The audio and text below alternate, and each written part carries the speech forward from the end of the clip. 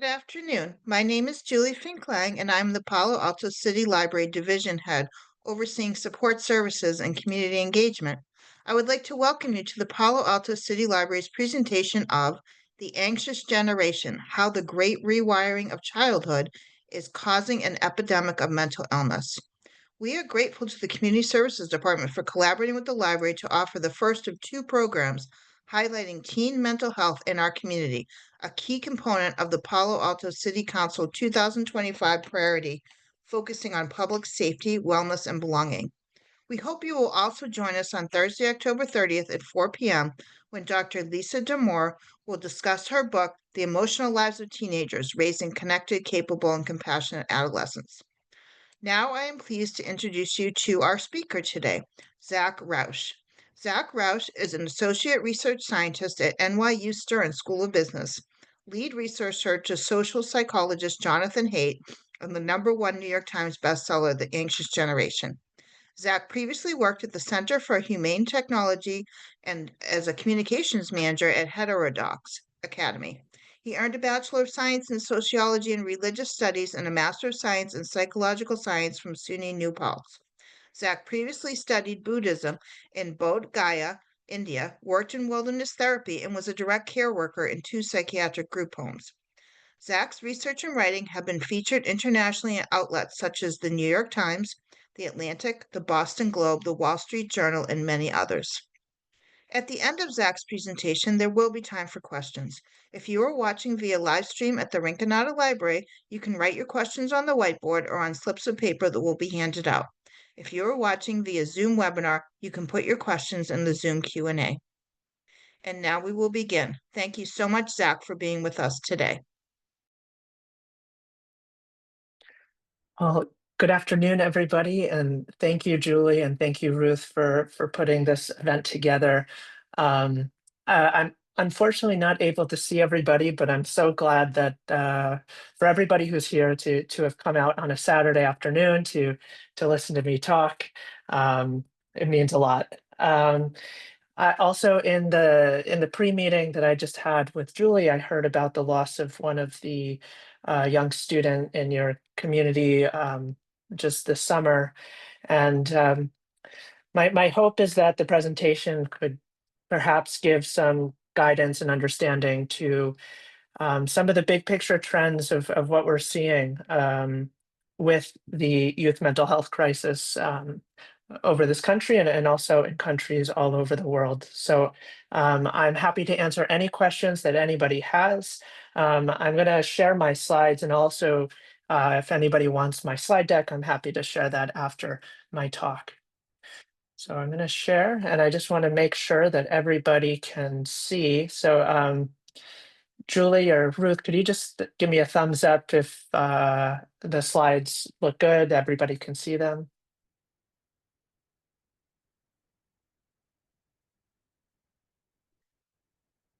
See, I'm just going to check the chat. Excellent. All right. So, yes, Julie said my name's Zach Rausch. I'm oh God, I need to update my slide. I'm now a senior research scientist at New York University, and my talk today is really going to focus on the book that I helped write, The Anxious Generation, and the associated movement that started with the book. But before I do that, I want to take a step back and think about childhood more broadly, and think about the things that filled up your childhoods. And I'm going to focus in on two things that filled up my own. Now, this exercise doesn't really quite work in this virtual setting, but I think it'll still be useful. So I spent a lot of time when I was a kid riding my bike, and especially between the ages of 8 and 15, as this was the thing, you ride with all your friends. But I fell off a few times. I hurt myself. And so I want everybody to think about all the times that you spent riding your bike as a kid. And I want you to think, taking the good and the bad experiences that you had if you wish that bikes were never invented. So usually when I present this, I have people raise their hands, and typically nobody raises their hand. And now I want to do the same thing for television. Another thing that filled up a lot of my time as a kid, especially the Saturday morning cartoons, but also there was a lot of shows that I didn't love. And so, in a similar way, I want you to think about all the shows that you really enjoyed when you were young. And then the shows that freaked you out, that you didn't like, all the time that you wasted, or the time you enjoyed. Taking it all together, do you wish that television was never invented? So in this, when I ask this question, I typically get maybe one person who likes to be the outlier to raise their hand, but most people say no. So why did I do this? Um, my research lab and we wanted to understand the things that filled up Gen Z's childhood. So Gen Z is the generation that's born after 1995. There's also Gen Alpha, but it's typically now they're young adults, so between the ages of 18 and 27, and that's the sample that we put together here. And we wanted to know the things that filled up their childhood, filled up their time, and how they thought about it. And so, as you can expect, they spent a lot of time on screens. So, more than half the sample said that they spend more than 4 hours a day on social media. And about a fourth of them, 25%, said that they spend 7 hours or more every day on social media alone. That's not including all of the other digital media activities that they use. And this is not an outlier sample. The Pew Research Center, every year, they do a survey on teens and social media. And over the last several years, they keep finding the same statistic, which is that nearly half of all teenagers say that they're online almost constantly. And so, what that really is telling us is that kids are saying that the moment that they wake up in the morning, the first thing that you do is you look at your phone. The thing that you do right before bed is you look at your phone. When you're in the bathroom, you're looking at your phone. When you're sitting in classroom, you're looking at your phone. And it's not that the other half are not using it. Many of them are using it several times most of the day. Um, but this was a really profound change that's happened in recent years. You would hope that if you spend so much time using these devices, using these products, that you would feel grateful for them in your life. And this is not what we found. And we asked them the same questions that I asked at the beginning of the presentation, which is, I wish that blank product had never been invented. And we included a bunch of different digital products that kids now use, or young people. And we can see that some things have relatively low level of regret. Things like YouTube or Netflix, really like the storehouse of entertainment and storehouse of educational content, seems generally pretty low. The internet messaging apps, one-to-one communication tends to be pretty useful. And actually, smartphones look pretty similar there. It can be a really useful tool. But the thing that I'm going to be talking about in this presentation looked really different. And those are the major social media platforms. So Instagram, about a third said that they wished it was never invented. It goes up for Facebook. It keeps going up for Snapchat. And it gets even higher for Twitter and TikTok at just around 50%. 50% of young people are saying that they wish that these products were never invented. And this includes those who are spending more than 4 hours a day every day using those platforms. And my point in all of this is that the products that many young people are growing up with today, many of the products that they're reporting using almost constantly, really don't look like the products that many of us grew up with, for those who are a bit older, when we were young. The implications of this is not just that you're using a product that you don't really like, but there's so many things that we know that kids need to do in order to thrive, to succeed as they get older. And some things really simple: spending time outside, getting exercise, sleeping, sunlight, time with friends, reading books, having hobbies, going on dates, thinking deeply. And all of these trends, as I'll show later, for some of these, have been declining very steeply over the last 15 years. And in part, it's just because it's not that childhood before was all rosy, but at least there was more time. Childhood today, there is just so much less time, and you just cannot fit in so many essential things that we need to thrive. And so, welcome to the phone based childhood. This is the heart of kind of the overarching problem that we're trying to share, to understand, and to solve. So in the rest of the talk, I'm going to go through some of the trends that we're seeing in young people here in mental health, but also in education. I'll talk through what we think are some of the major drivers that are contributing to these changes, some of the evidence behind it, and then what can be done, especially in school communities and in communities more broadly. So I want to start with this graph, which comes from the National Survey of Drug Use and Health, and it is a major U.S. survey done every year on adults, but also on teenagers, so 12 to 17-year-olds. And they track major depressive episodes that happen every year. And that means that in the last year, you had at least 2 weeks where you felt persistently sad, hopeless, and empty. And before 2010, as you can see on the graph, the trends were relatively stable. Girls, boys, girls a little bit higher than boys, and that's for a variety of different factors. But after 2010, things really change. They more than double for both the boys and the girls. And by 2021, just about 1 in 3 teen girls are now reporting having a major depressive episode in the last year. It suddenly became normal to say and experience depression as a teenager. I was able to zoom in. I was trying to find something in Palo Alto, but the best I could find was in San Francisco of similar trends of this sense of persistent sadness or hopelessness for at least 2 weeks in the last year that causes young people to stop doing activities that they typically do. This is from a CDC also yearly survey, the Youth Risk Behavior Survey, or actually it's every 2 years. And similarly, what we can see is that the trends for boys and girls were actually, in this case, they were declining before 2010. And then after, we see the same jump up. And all of this happened before COVID, but COVID definitely accelerated some of these trends. Going back to that NSDUH survey, we see the same trends happening across all regions of the country. We see it happening across all racial groups, with Black and African American teens actually being slightly lower to be experiencing these major depressive symptoms, but the rate of change, the percent change is nearly identical across all groups.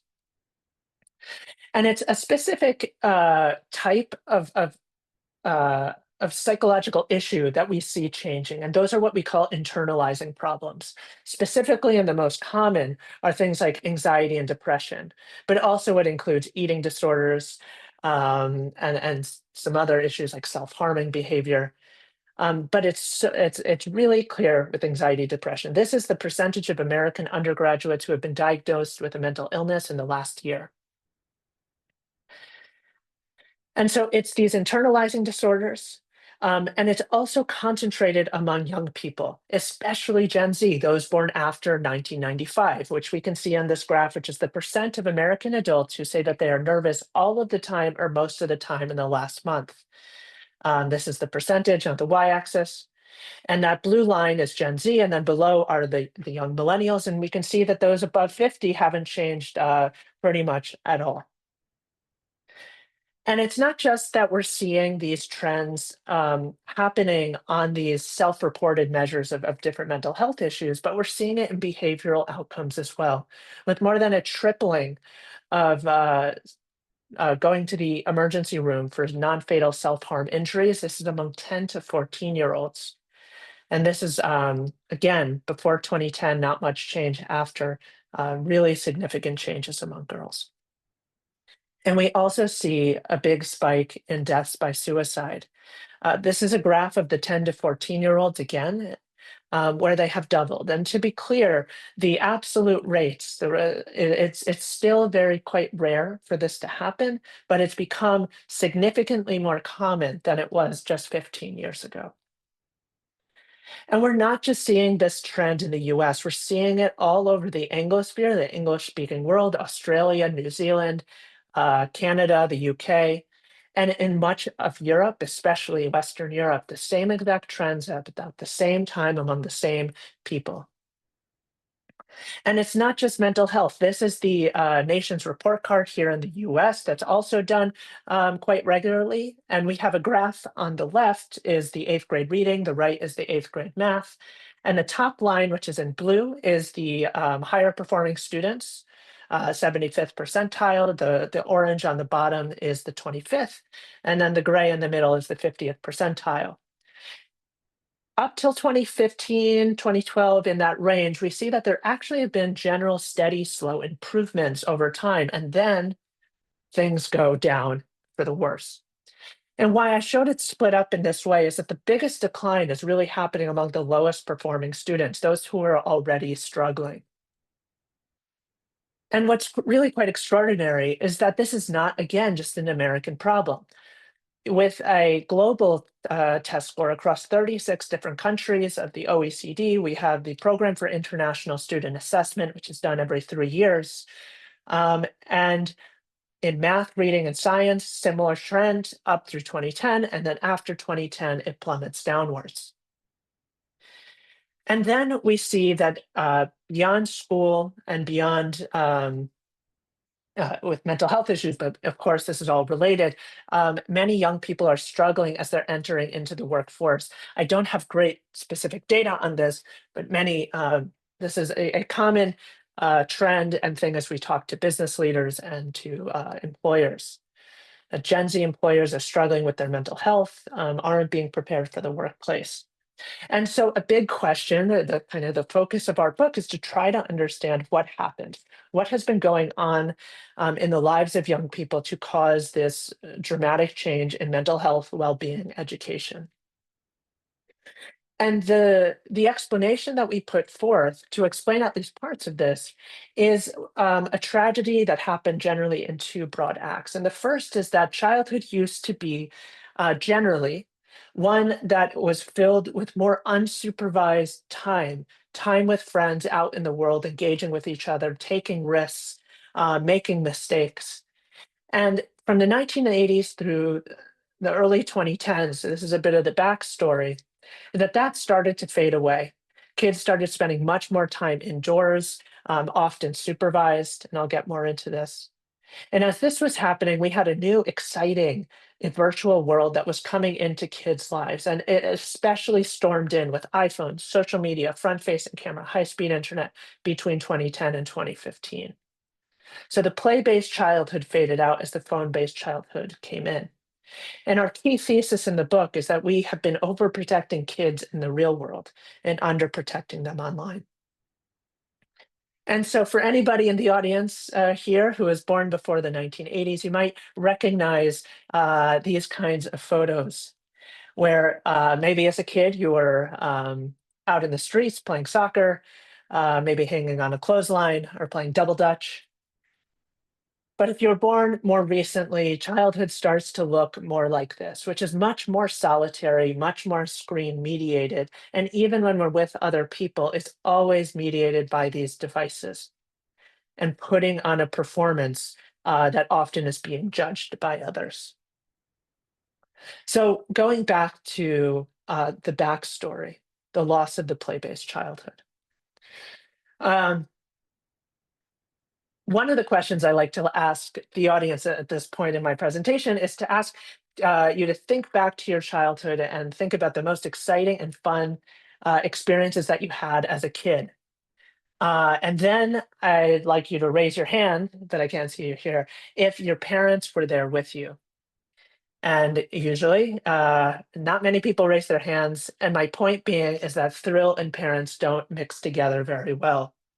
And so a childhood with those kinds of thrills and experiences really doesn't exist in the way that it did not so long ago. And we can see this playing out in a variety of different kinds of surveys and studies. This shows changes in how kids in the UK spent their time. These are from daily diaries from the 1970s through 2015. And the main things that went up were supervised based activities, time on screen, well, time on screens, homework, organized sports. And the things that went down, socializing out of the home, outdoor play, the things that are really crucial for kids. But it wasn't just that kids were changing the way that they were behaving and the things that they were doing, it was also changing in how parents were spending their time. This is an astonishing graph. From the 1960s through the early 1990s, despite all of the changes that happened in the world, we see that the average amount of time that parents spent parenting, which is a variety of different tasks, generally stayed constant. This was true across college educated, non-college educated parents, and also similar lines for fathers, except much less time, which is a conversation, I guess, for another talk. But then something happened in the 1990s and it shoots up, and it shoots up for everybody. Um, and it's surprising because family sizes are getting smaller and parents are working more and more. And part of what's going on here, there are many reasons for these changes in parenting, but one thing, and is really the theme of my talk, is how technology drives social change. And so in the early 1990s, we get cable television, and we start to see some of the worst news stories on TV as they're running these cycles 24/7, very much like what social media is doing to us now. And we start to go to the supermarket and we see missing children on the milk cartons. All the while, this is the period when actually things in society start to get much safer, becomes much less violent, less crime, less of these kinds of kidnappings. But we become much more fearful, and kids start to kind of get locked in and indoors. And some of the implications of this is that kids start doing a lot less of what they used to do. Going back all the way to the 1990s, we see the percentage of teens who are meeting up with their friends every day start to drop long before they get onto smartphones and social media. And the things that we typically associate with teenage behavior, drinking alcohol, going on dates, ever having sex, but also things like having a paid job, getting a driver's license, all were plummeting beginning in the 1990s. Now, why does this matter? Well, in 1888, Friedrich Nietzsche, the famous philosopher, he said what many of us have heard: what doesn't kill me makes me stronger. And channeling that sentiment, there was a mathematician from New York University who put out a book called Anti-Fragile, which kind of gets at a very similar idea. And what this author, Nassim Taleb, described is that there are three kinds of systems that exist in the world. There are things that are fragile, like a wine glass. You apply stress or strain or tension to that system and it shatters, it breaks. And then there are things that if you drop it, like a plastic cup, it preserves itself and it's able to last for a long time. It can handle stress, but eventually it starts to break down. But then there are things that actually require stress and strain and tension and challenge and conflict in order for that system to thrive and to grow. And it actually gets weaker. It begins to atrophy if you don't give it those challenges. And so that's like the muscles in our body. We go to the gym because we actually need to break down our muscle fibers in order for them to grow back stronger. And then when we don't use them, they begin to atrophy and we become very weak and actually become fragile. And it's similar to our immune system. There are many aspects of the human body that behave like this. Human children and the human brain is anti-fragile. It requires an enormous amount of repeated experiences and challenges and conflicts throughout development in order to grow and in order to get stronger and confident and healthier. And we can see this from a really great study called Children's Risky Play from an Evolutionary Perspective: The Anti-Phobic Effects of Thrilling Experiences. And what they talked about in this paper is that fear is reduced as children experience thrill. And so, like this kid swinging from high spaces, you might be terrified at first, but the more you do it, that fear starts to get deactivated. It's like exposure therapy. And the point that I'm trying to get at here is that if you block risk and thrills, you keep children fragile and fearful. So to be clear, I'm not saying that we should try to set up things like this, which is an actual playground from the 1970s in Texas, where you have kids like this guy in the middle, that I would be extremely concerned about his well-being. But then there are things like this kind of playground that is way too safe, and not sure how you have too much fun on this.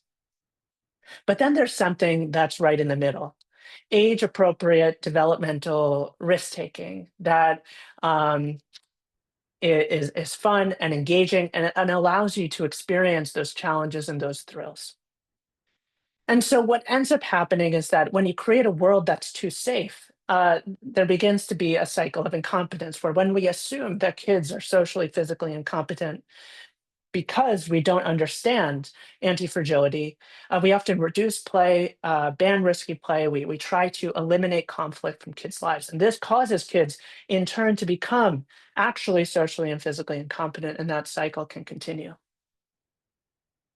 So one of the big mysteries is that even though a lot of these trends were happening, the decline of risk-taking, of childhood independence, we were not seeing rapid changes in kids' mental health and well-being. Something changed in the early 2010s. And so we need to understand what happened to a independence-deprived generations when they were given these new devices. And so to be clear, when I talk about the phone-based childhood, I'm talking about a specific combination of technologies that came together in the early 2010s. This is a graph of the adoption of different tech products over the last 100 or so years, where we have radio and we see those vertical lines. That's the period when everybody's just like getting that new thing. Then we have color television, personal computer, internet, and smartphones and social media are the most rapidly adopted technologies in human history, before ChatGPT and our new AI products. But this is the period that kids started to migrate their lives over to these platforms. In 2009, just about 50% of American teens were using social media every day. And within 3 years, we get up to 75%. And why this matters is that in 2009, it was still a choice to use these products. You could still choose to use them, and then you can still live pretty much a normal life. By 2012, if you didn't have them, then you were disconnected from gossip, from friendships, from kind of everything that was going on around you. And it became much harder to disconnect. And so the big difference between the generation comes before Gen Z, the millennials, from them, which is that they went through puberty with a flip phone in their pocket. A flip phone is just a tool to connect with friends and family. You don't want to spend your whole day on it. You use it to get together, typically in person. You don't have a front-facing camera. You don't have internet. You have no Instagram. You have to pay for text. You got to use your thumb, and nobody wants to use that forever. Two, the first generation to go through puberty with a smartphone loaded with thousands of apps in their pockets. That's Gen Z. And so now we have a portal by which companies and strangers can really get to you at all times of the day. And now you do have a front-facing camera. You have high-speed internet. You have Instagram, Fortnite, Pornhub, Snapchat, unlimited data and text, unlimited interruptions all the time. And what this allows for are graphs like this. Going back to this Pew figure, which shows that nearly half of all teens say that are online almost constantly. This was not possible 15 years ago, or it was extremely rare for someone to do this. Now it is the common thing, it is the regular thing for teens to say that they experience. And this change from a play-based to a phone-based child is not just shown, kind of illustrated in the way that kids are spending their time, but also in the way that we're designing our world. This is just one example of a actual McDonald's playpen, where this is, I don't know if people liked it, but my grandpa used to bring me to these playpens when I was a kid, and I really loved them. But this is what it typically looked like, and this is what one looks like now. It's the same place. They tore down the playscape and they put up two screens for two kids who probably won't look at each other in the eye. And this movement into the phone-based childhood looks different for boys and girls on average. On average, girls moved much more into the visual social media platforms like TikTok, Instagram. And we can see that in graphs like this, where we see the heavy social media super users, those who are spending more than 40 hours a week on them, tend to be girls. while boys move much more into the gaming ecosystem, where about 15% that we have here are spending more than 4 hours a day every day gaming. And another thing that boys tend to gravitate towards is online pornography. This is a graph from Sweden of 12th graders. And we can see that from 2004 through 2014, this is not even accounting the last 10 years, a huge spike upwards for those who said that they're watching online pornography every single day, and very little for girls. This is kind of an illustration of kind of what's happening, we believe, with boys in the digital world, which is that companies, unlike girls, where they are gravitating much more towards one online product, which are these social media platforms, boys are kind of being pulled in, like with hooks, to all of these different companies. We have the gaming companies that are catering towards boys' desires for competition, for challenge, um, and designed to really maximize their engagement. But then we also have a Pornhub, but also e-cigarettes online, FanDuel, online gambling, crypto. You have all of these different online products pulling at boys and young men. But across the board of boys and girls, what we're seeing throughout this whole time period is a collapse in their time spent in the real world. This is the time spent with friends in person. As we can see, this blue line is 15 to 24-year-olds. And right in 2019, this is the COVID effect, which is, you can't really see it. Really, the trend started, young people started social distancing long before we really started to use that term. And kids also started sleeping much less than they used to. This is a graph of the percentage of kids sleeping less than 7 hours per night, and that really spikes up right around 2012. And so the effect that where boys and girls are going tend to be a bit different, but the overall impact tends to be the same, which is the decline in all of these real world activities. Now, there is another interesting variation, which is what's going on across other demographic lines, where we do see quite a big difference here, where Black and Hispanic teens are roughly 5 times more likely than white teens to say that they're on Instagram almost constantly. And that entertainment screen use occupies about 2 additional hours a day for teens from low-income families compared to high-income families. And there have been a few really good essays that have been written about this kind of new digital divide, because in the past, we talked about the digital divide to be about access to computers, access to the internet. And in some cases, that still is true, and there's a lot of improvement to be done. But the new digital divide is those who have the most protection from them. And what we know is that many of the biggest Silicon Valley creators of these products don't let their kids use them. But very few of us are immune. We find now that in the UK, almost a quarter of kids ages 5 to 7 have their own smartphones. From here in the US, about 40% of 2-year-olds have their own personal tablets.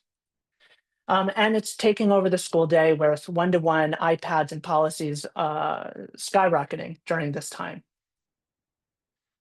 Now, I just presented a ton of information about these different trends, but of course, I can't just say that social media use is causing those huge rises in depression that I was showing before.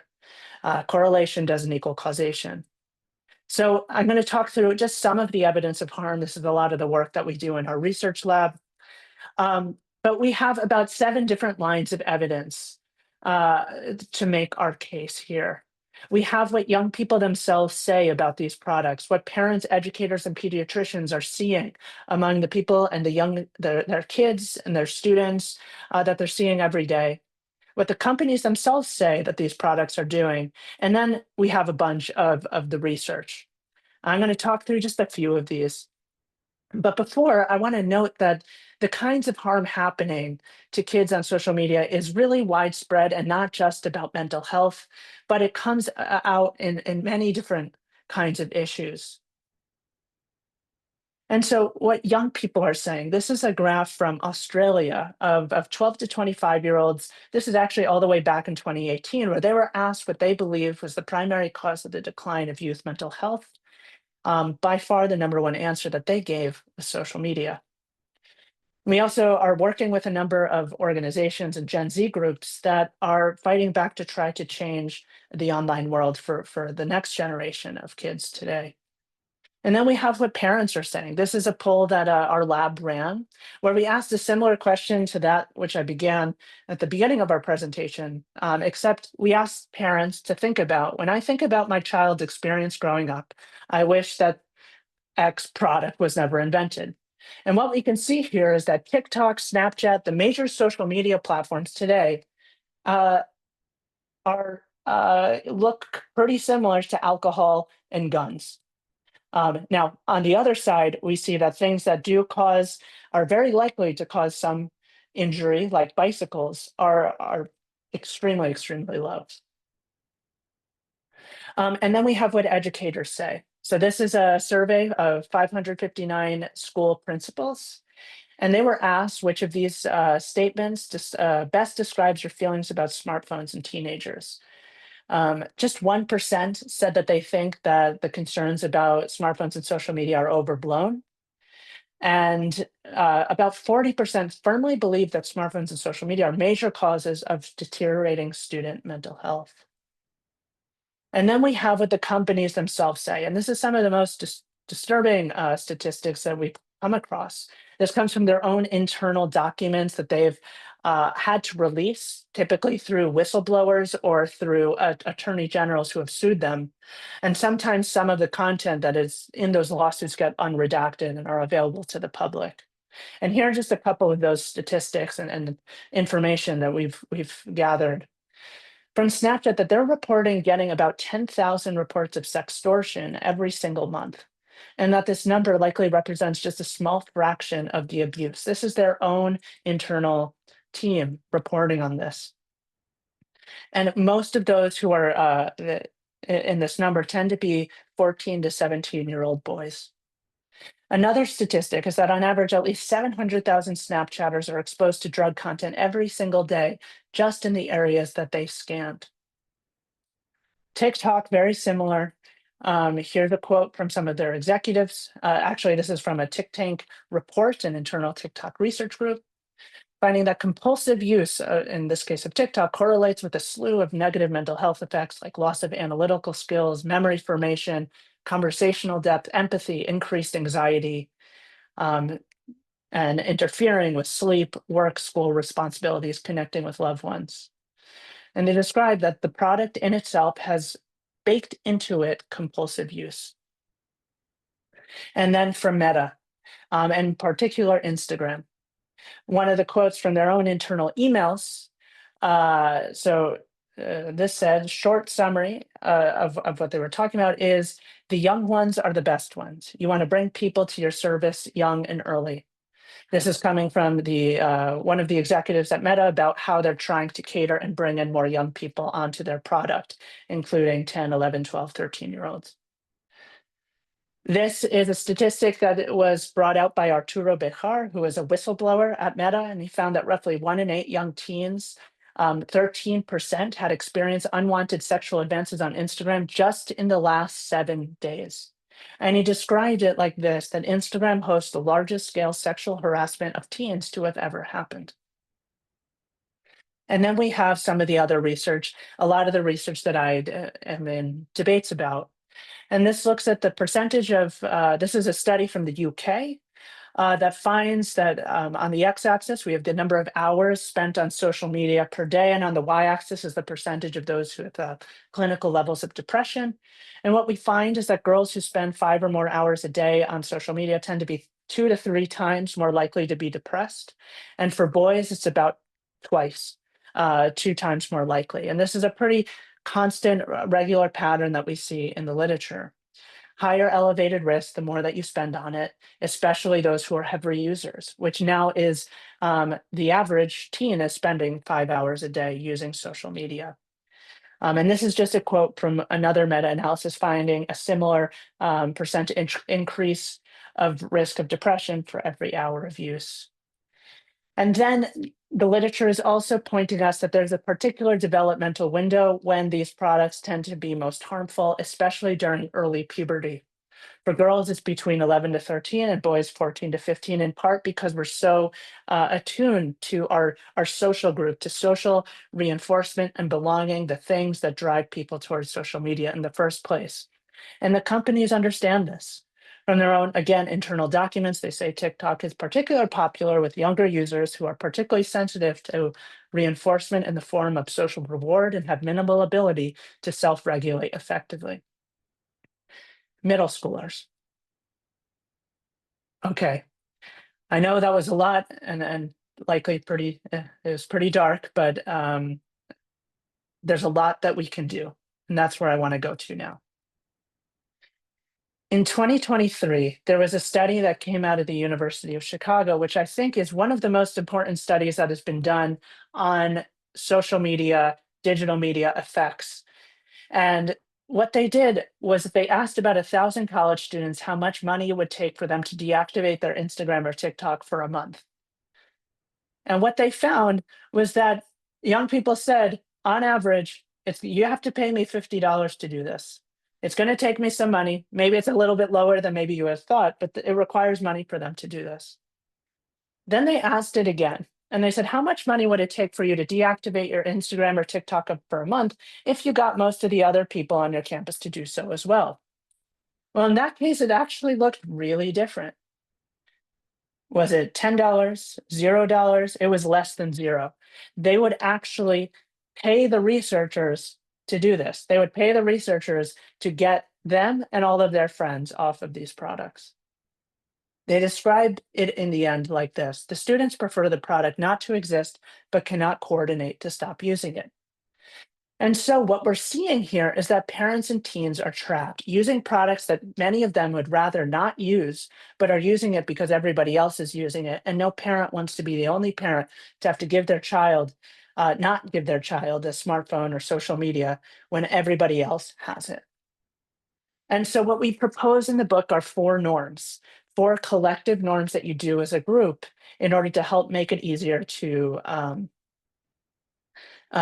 to to escape this collective action trap. And so they include no smartphones till high school, no social media till 16, phone-free schools, and independence, free play, responsibility in the real world. I'm going to go through each one. So the first norm, no smartphones before high school. The key here is to get smartphones out of middle school, out of the period that already is so intense for many young people.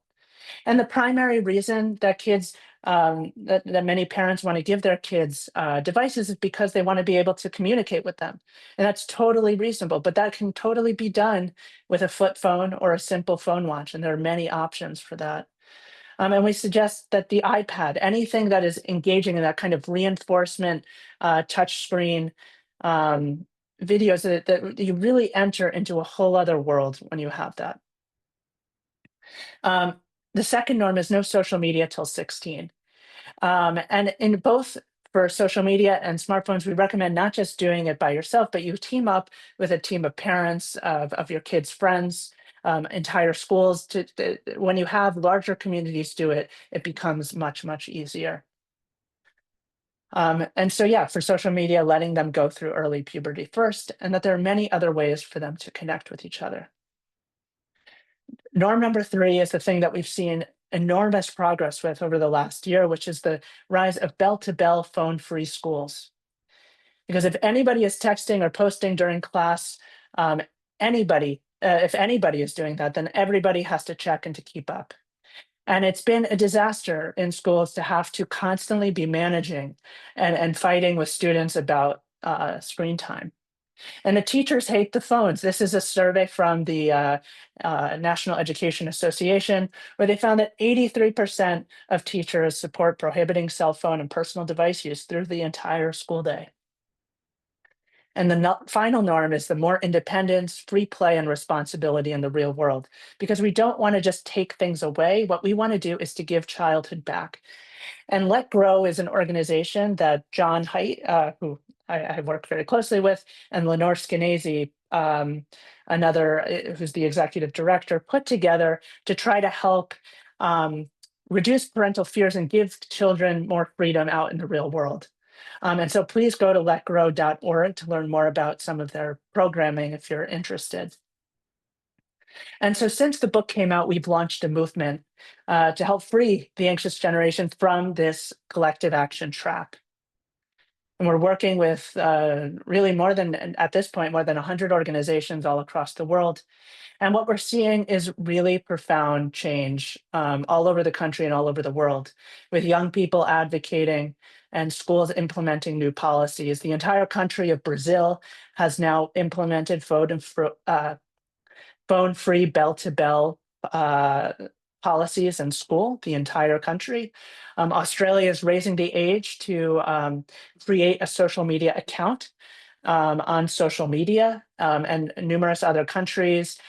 France is considering it. The UK just passed a major bill, and many US states are considering as well. And from phone-free schools, what we're hearing, and I just heard this the other day, is laughter in the hallways, and teachers saying that they hadn't heard that in 10 years. Teachers having to tell students to quiet down at the beginning of class, much less distraction. The teachers really are loving it. And yes, students sometimes have a hard time at first, but grow to see its value. And so I just want to finish with this. I started my talk today with this graph showing that nearly half of young people, at least in the survey that we put together with the Harris poll, found that nearly half of them wish that the major social media platforms that many kids are using for 4, 5, 6 hours a day were never invented. And so it's really, these products don't look like the products that many of us grew up with and may have enjoyed and may have had some challenging times with. And they start to look a little bit more like some of the more problematic products that we've gone through with public health over the last century, where about 70% of those who began smoking said that they wish they never started smoking. And so Nelson Mandela said this quote, that there can be no keener revelation of a society's soul than the way which it treats its children. And we really have an opportunity here to make substantial changes to the well-being of children and young people. And so my call is that we continue to work to bring an end to this phone-based childhood, to help restore the play-based childhood and give the next generation a joyful, real-world childhood and life to live. And so for anybody who wants to learn more about our research and also the movement, you can go to afterbabel.com, where we have a lot of writing for schools, for parents, and just our research. And then we have at anxiousgeneration.com, this is our website, more about kind of the movement and advocacy, where you can join our newsletter. So thank you so much for taking the time, and I'm really excited to hear any thoughts, questions, critiques. Okay.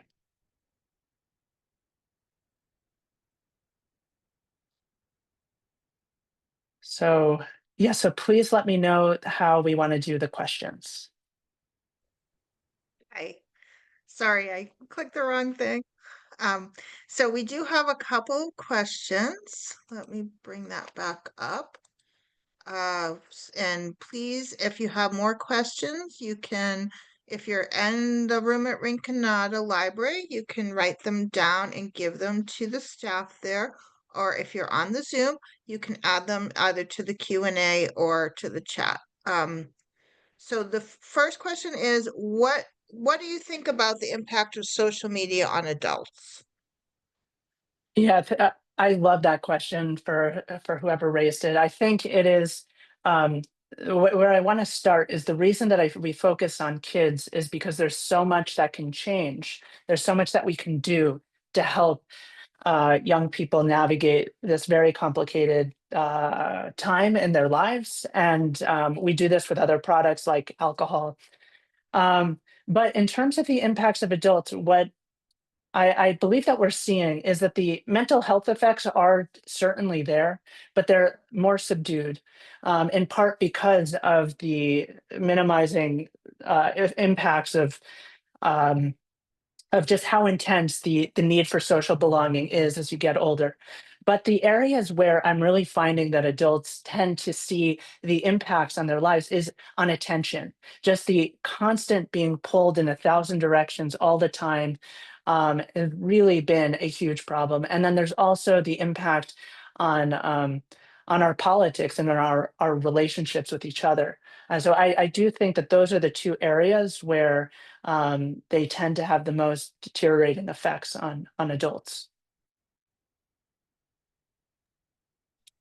Thank you. We have one other question about internet usage by trans teenagers, or I might not, I'm not fully understanding the context, but I think it's asking if about increased internet usage by trans teenagers, or have you done any specific research on that population?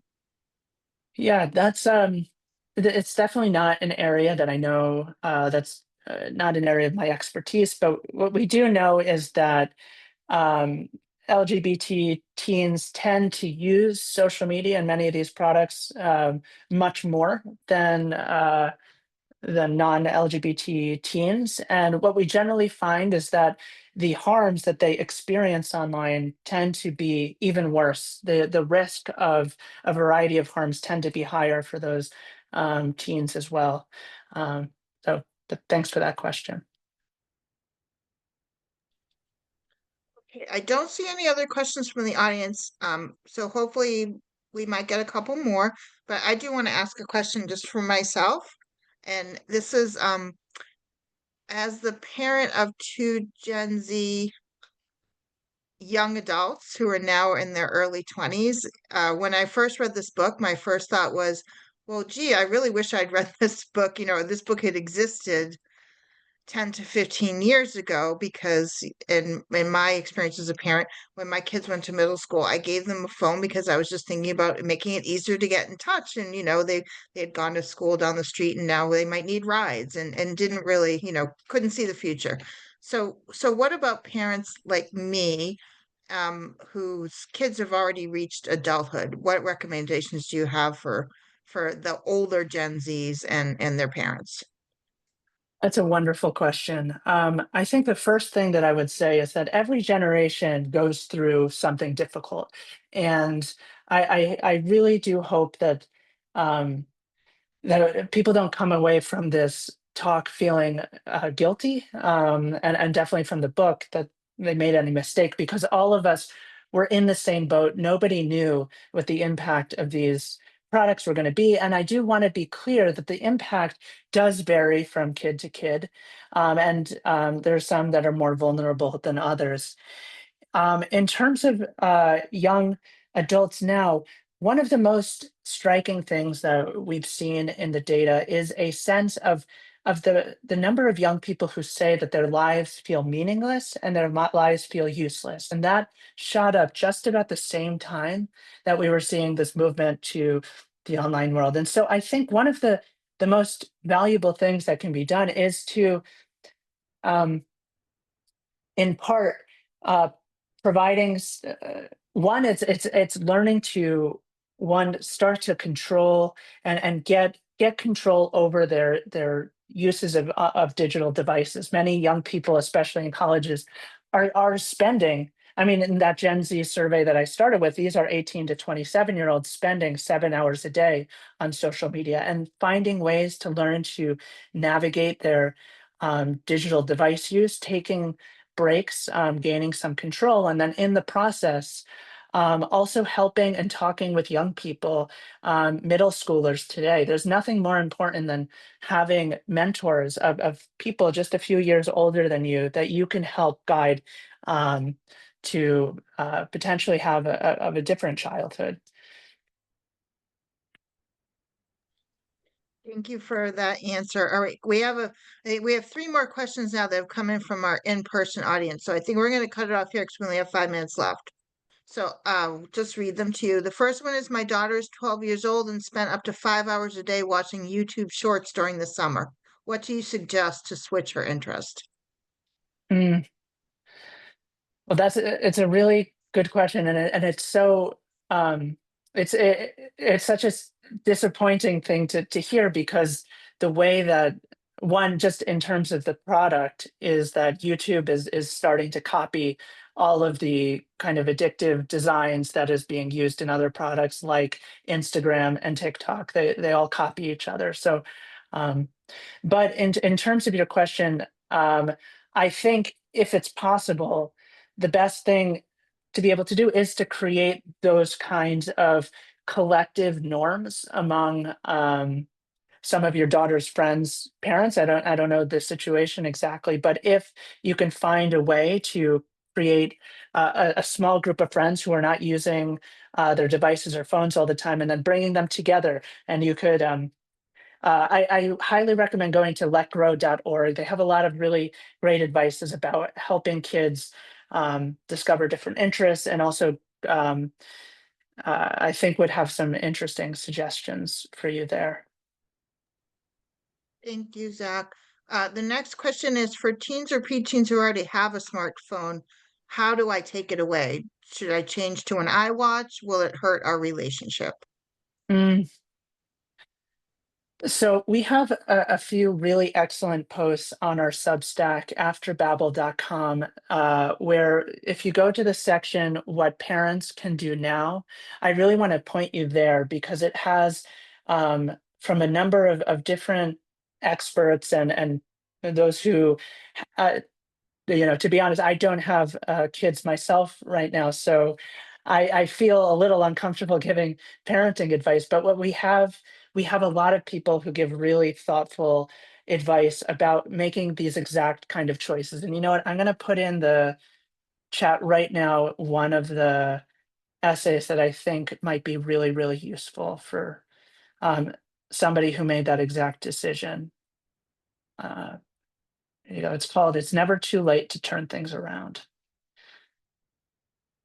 Here. I So I definitely want to hope that read this that. is helpful.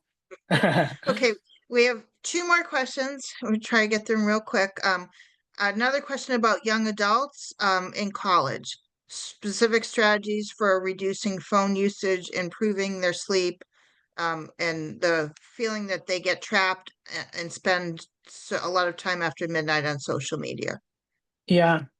Well, I think that, um, one thing I meant to say earlier about there's one, the decision about taking devices away, and then there's another one around how do you create really healthier boundaries around these devices, both for modeling as parents, but also for the kids.